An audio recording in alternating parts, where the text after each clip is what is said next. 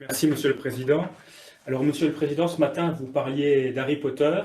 et pour rebondir sur ce thème de la continuité, je pourrais dire que trop longtemps, malheureusement, l'homme a joué les apprentis sorciers avec la nature, et on s'en rend compte maintenant. Néanmoins,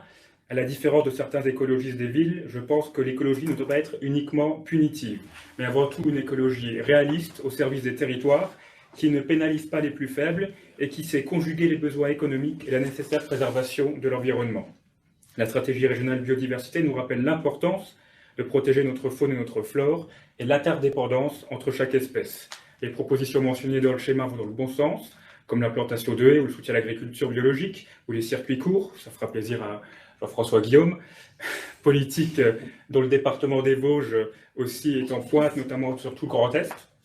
Tous les acteurs ont ainsi été associés dans les propositions. Cela va des associations environnementalistes aux fédérations de chasse, et je vous en félicite. Alors aujourd'hui, plus que jamais, et le rapport le rappelle, nous sommes face à la 6e extinction des espèces animales et végétales, avec de nombreuses espèces en déclin, hirondelles ou hérissons par exemple, ou d'autres en voie de quasi-disparition, le grand tétras ou la pie-grièche, il est vrai qu'il faut réagir.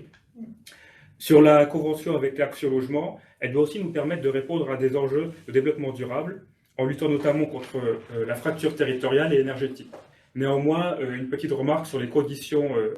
d'accord de subvention par ménage sous plafond de ressources,